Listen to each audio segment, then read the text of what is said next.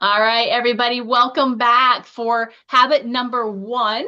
We are super excited to be here with you. We hope that you all had the opportunity to go back and review the poster to answer those 2 questions that were part of your homework and also to review the cards for habit number 1, which is be proactive. So we're going to hop right into the training today because we know that everybody's busy and we want to make sure that we respect your time. So habit number 1, being proactive. Basically, this is where you really have the control and it is your choice on how you're going to either react or respond in any given situation. So it's a matter of choosing to respond intentionally and focusing on what you can influence because that's how you can be most effective, right? We had talked about paradigms last week as well. It's how you see the world, and it's based off of experiences that you've had in the past most of the time. And yet you can change your paradigm if you choose to. So a common paradigm, as it shows here on this card, Oops. this is just the way things are, and there's not much I can do about it. Shifting that into a highly effective paradigm is I have the power to choose my response. So anytime that you feel like there's not something that you can do, you know that you're coming at it from the wrong view, the wrong paradigm, because there is always a different choice that you can make and something else that you can do when you're responding to something. So you have the power to choose your response, and that gives you control.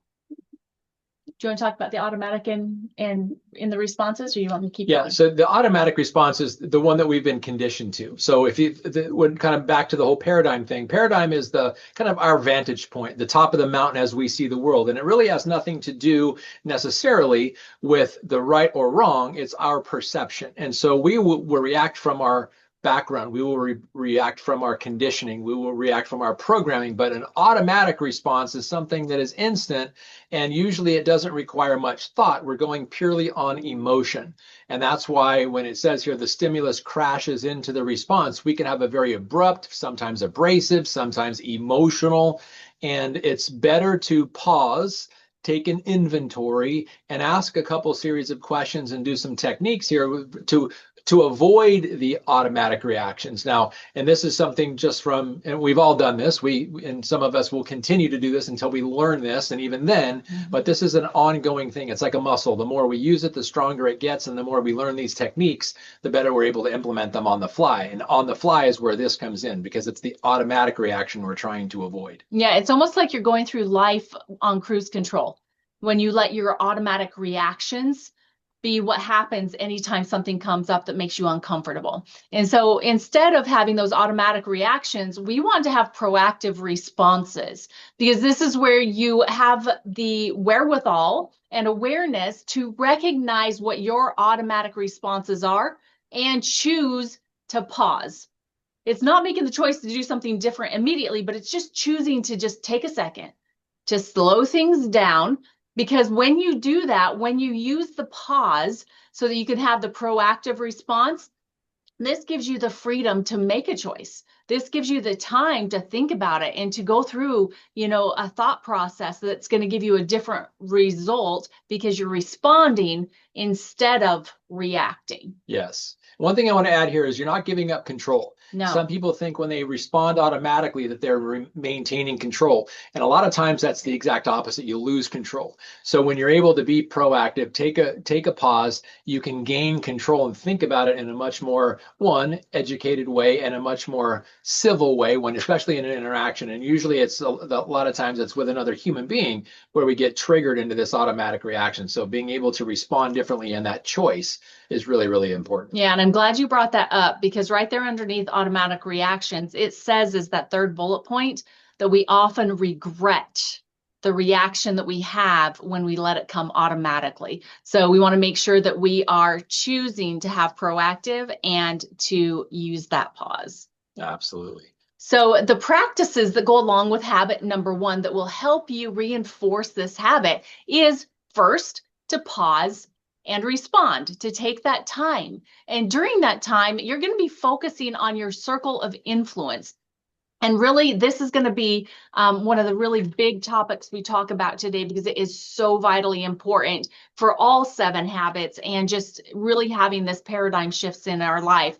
And then using proactive language to help you stay in the influence circle as long as you possibly can. So let's talk a little bit about one of the techniques that you can use to pause.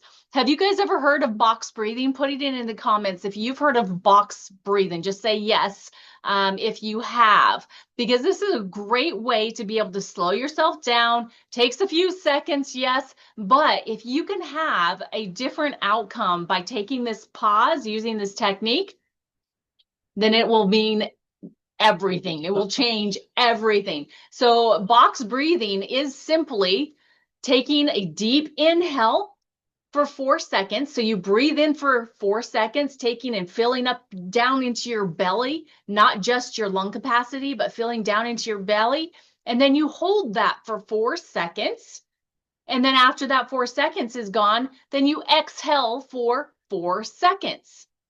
After you've done that, you hold for 4 seconds with no air.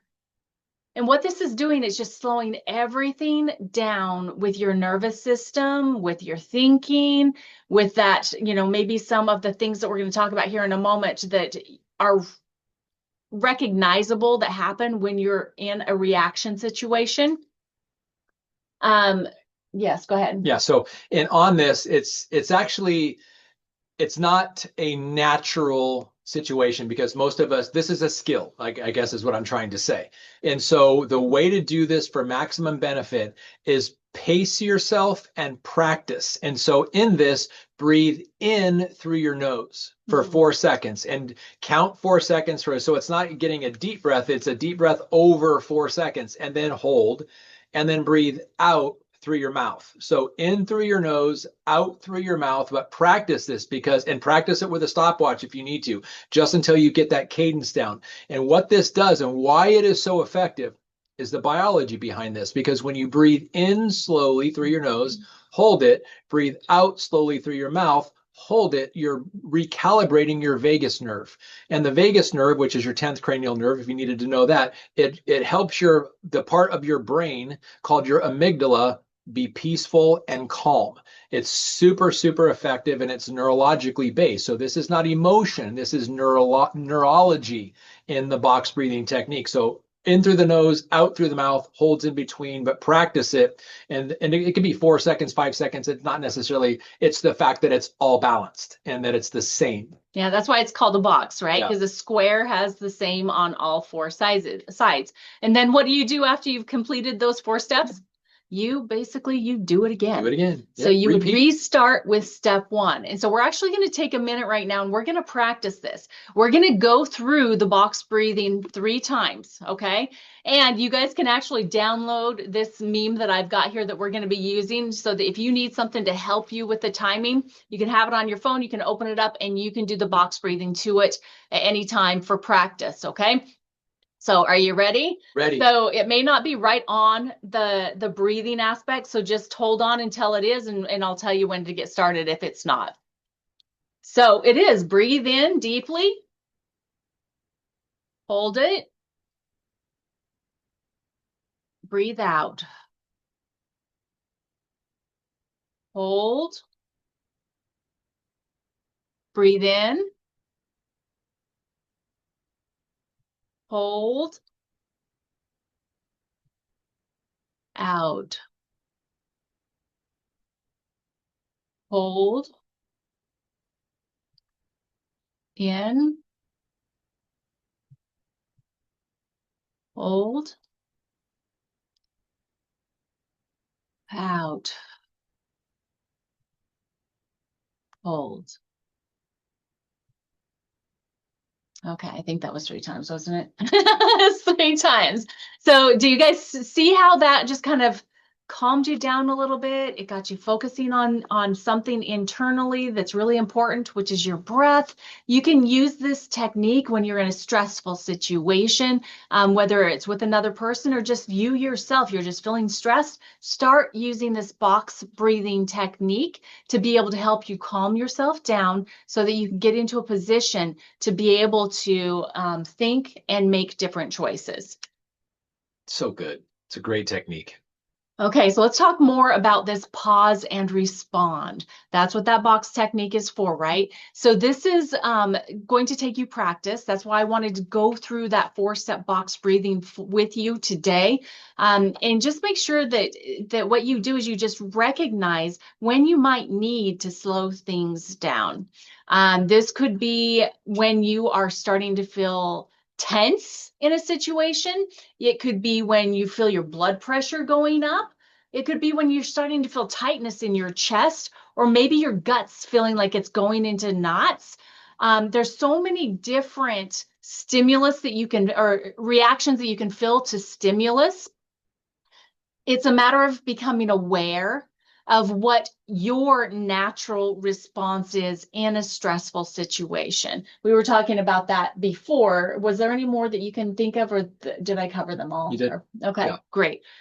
Great. So it's when you become aware of what happens with your physiology when you're stressed out, that's when you can choose to take this pause before you respond. So as you can see in the diagram on the card, the stimulus is whatever the stressful situation is. It could be a conversation that's going in a different direction than what you thought. Or maybe you're getting triggered because of, we all have some triggers, right? We all have some things in our past that when somebody kind of comes in and reminds us of those, things start to like clash a little bit. But whatever the stimulus is, it's here in this pause that you have the freedom to choose how you're going to be responding in the situation. Yeah. And usually this stimulus, this trigger, it oftentimes comes from the people that know you the best, the people, your friends, your family, your associates, your coworkers, things like that. And for me, I'll just give you a couple vulnerable examples here. When there's something that you feel deeply about, you care deeply about, in other words, you're emotionally invested and you're passionate about it, and someone is critical of that thing or you because of that thing. Politics is an obvious example. And then, or when somebody says, you said this, or you did this, or this is what you meant when you said this, when it was the furthest thing from the truth. Those are the things that create that. But a lot of times it's just a misperception. Sometimes there's some personal gain or a vendetta there, but a lot of times it's just simply a misperception. And it's that opportunity when now you can think of the things you can change, how you can pause, what they're kind of thinking about, what must they be going through? Is there something they could be dealing with right now to be able to change how you respond? And that's that freedom of choice, the freedom to choose going into your circle of influence, which so that your response is appropriate so you don't in turn trigger them back. And there's oftentimes great opportunities here for growth in that relationship. Yeah, I think that this would be a really good one for people that have a habit of responding negatively to other people's posts, or to maybe you do this. Maybe you react when you see something that somebody posted, right? This is a great time to be able to recognize that stimulus and choose to implement the 4 unique human gifts that each one of us have been given. It's just a matter of choosing to implement them. And what those are is, first, that self-awareness, being able to understand what you're thinking in any given moment and how it's making you feel. So self-awareness is something that only humans have the opportunity to participate with. And then using your imagination, what are the possible ways that you can respond?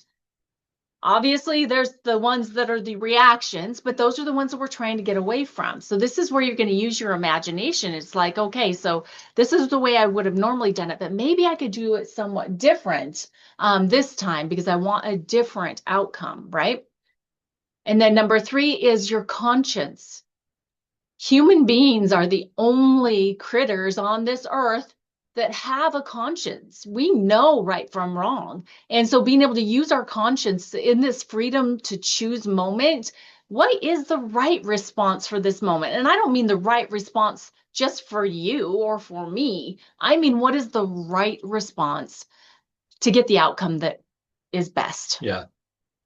And then for willpower, oh, this is the hard one, right? How will I follow through on the choice that I know I need to make? This is where the discipline comes in. This is where we sometimes have to do the uncomfortable thing to be able to get that different outcome that we so desire and to be able to respond appropriately. Yeah, this is like a muscle too. The more you use it, the better you get at this. All of these things require practice, especially if it's not second nature to you. Yeah, so now this is where you get to really think about what we've been talking about, okay? And really go into a deeper practice with this.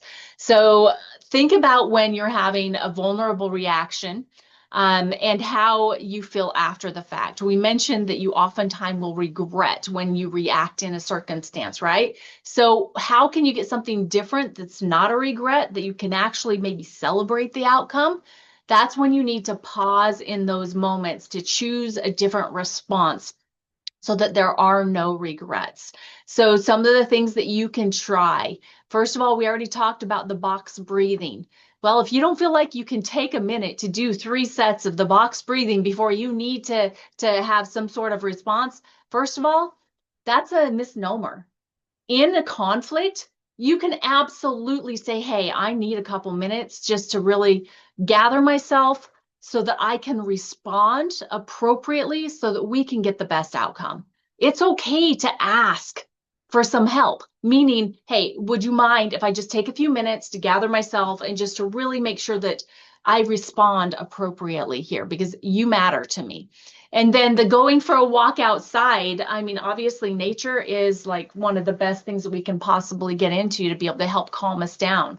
Taking those deep breaths, looking out the window, because sometimes just changing what you're looking at can completely shift how you're feeling and give you that time to pause. And then looking for signals from your body. We mentioned this before, about your blood pressure going up, about your chest tightening, about your stomach getting tight in knots. Look for those signs because those are the signs that are telling you that you really need to take the time to take that pause and just use these mindfulness exercises so that you can really instill this habit so that it truly becomes a habit. Mm-hmm. There's one bullet point I want to add to this too. If you have a cat or a dog, pet them. Yes. Because they will pick up on it and they will probably they'll pick up on your emotions. That's one of the things I love about animals is they'll pick up on that. Or if you have a fish aquarium, look at the fish, just watch them. Something to distract you in the moment and something to just kind of give love to. And I love the fact that when I get in this situation, petting my dog or scratching my cat, it always works amazingly. Yeah, so practice always increases your effectiveness, and we need to pick up here too a little bit of time. So catch yourself quickly, don't let things get explosive, and sometimes the most proactive thing we can do is ask for help in a difficult situation. Like I said, hey, I need a minute to gather myself because I want to be the best for you and for me. So continuing on with the practices, focus on your circle of influence. We want to spend some time here because it is so important because what you focus on is truly what you bring about. So you have the power to choose. Always. Always. You talk about these because I know you're very passionate about this. Yeah, so when you focus on your circle of concern, it's always reactive because you're focusing on the things you want to change, but more often than not, you can't.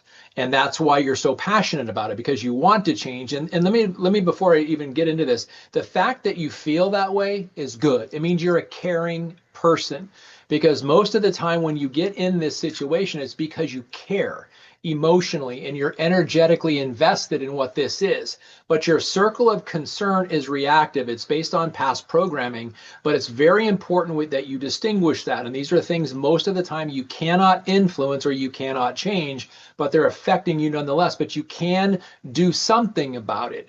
And it may be just how you respond.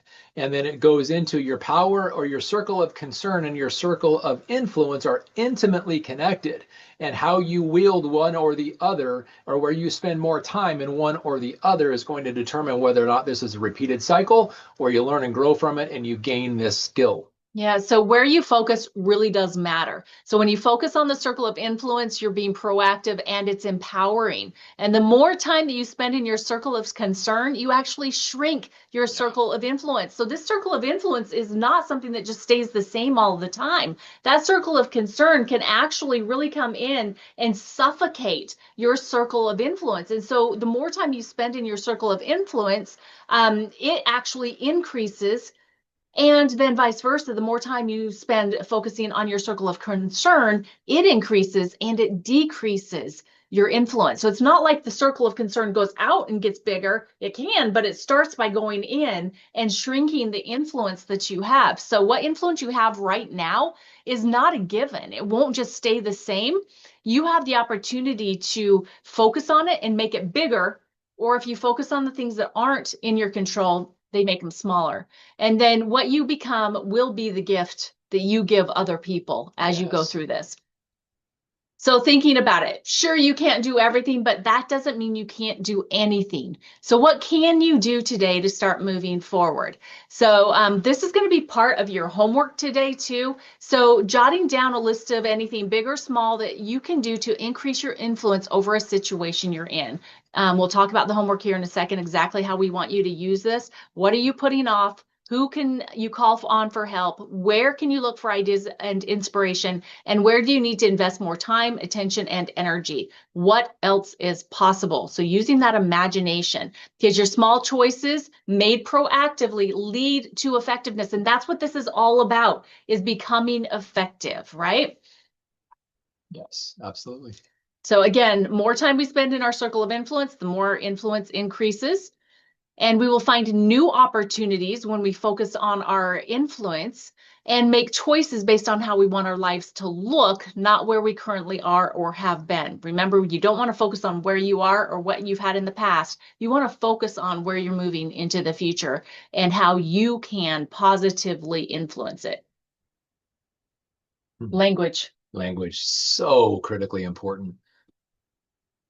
So we want to talk about reactive versus proactive language, because reactive is going to do the exact same thing as reacting, right? You're going to have regrets. It's going to turn negative, and we want to make sure that we're using language that gives all open opportunity to the situation. So instead of saying it's not my fault, say you're sorry. Or instead of saying I have to, I choose to. How about this one? We have no other choice. Let's look at all our options. I can't, turn it to I can. Because even if there is something that you can't do, guess what? I may not be able to do this, but I can do this, right? So there's nothing we can do. There must be something we can do. So changing the reactive to proactive language, and that's going to rewire your brain. Yeah. So this whole rewiring thing, it's called neuroplasticity. And up until the moment you take your last breath in your life, your brain has the ability to be influenced and rewired by your thoughts, by your actions, but more importantly, by your internal dialogue. And this is something that starts in our childhood. And I think back, there's something like, if I remember my parents, both of them, my mom and my dad, if I was crying about something, it's like, stop crying or I'm going to give you something to cry about. And then it was just like that never made sense to me, but it also deflated me and made me think I was wrong for what I was feeling, or stop crying right now, or whatever the case. It was just this trying to control our emotions. And oftentimes kids don't understand how to utilize them. And so we are programmed. And so when you grow up not knowing or coming from a programmed situation, the way you talk to yourself is the critical thing, because we weren't learned these skills. And this is through advances in psychology and looking at interpersonal relationships. But the proactive language is so critically important, and always the positive side of it. Give yourself choices, give yourself options. Even if you don't think there are some, start reprogramming because there's always choices. Yep. There's always options. Even if you don't feel like it, give the potential to be options, and then you're going to start looking for them, and then you're going to be aware of them, and then you're going to start utilizing them. Give yourself permission to change through all of this. Yes. And so you want to make sure that you're using the proactive language. It does reflect and reinforces your proactive approach to life. And we don't want to focus on that circle of concern. Again, proactive language is focused on your circle of influence, which is what we want to grow. Mm-hmm. All right, so practicing this, how does your language affect other people? What might change if you use more proactive language with them? So consider an upcoming situation that you're not excited about. It could be a conversation that you need to have with one of your kids. It might be, Teenagers. yes. It might be a conversation that you need to have with somebody about their results with the mind-body system, whatever it is.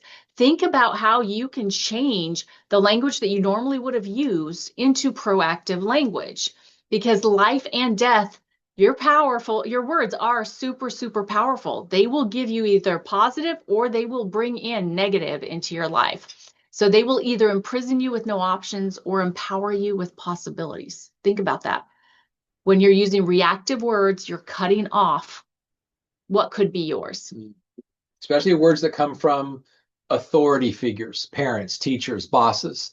And then when you believe them, they're in an authority situation, sometimes you can believe what they say. And sometimes people just respond because they haven't learned box breathing. They haven't learned pause. They haven't learned about coming from their circle of influence. They're operating in their circle of concern because they make sense, but most people aren't trained this way. So if this is a pattern you see cropping up, give yourself permission to release that person from any negative feelings you may have, but realize a lot of this is conditioning, and we are now able to reprogram our minds, that neuroplasticity, reprogram the way we think, reprogram the way we talk, reprogram the way we act, which will eventually change how we think, and we're going to start leading to different outcomes. So it's so critically important. Yeah, so be thinking about maybe a conversation that you've had in the recent past where you kind of regret the words that you used or what you said. Take this time as we're going through this habit to maybe reframe what you could have said so that next time you're in that situation, you have that as an option. You still have to choose to use it, but by practicing this and changing it, shifting it from the reactive words into the proactive words, it just gives you more in your arsenal for when situations come up. Yeah. And if you're wondering how to get into your circle of influence, the words you use will put you there the fastest. Being proactive with your words will put you into the circle of influence and help it grow. Yes. So I love this, that I may not be able to, but I can. This is a really great way to take those situations that you in the past may have thought there was no hope, but you can shift it into something that you can do. So one of the examples that we used when we were up at the retreat was we put it into this frame. I may not be able to get the volume back from the mind body launch, but I can double down on the healthy glow stack and share the amazing results that have been proven.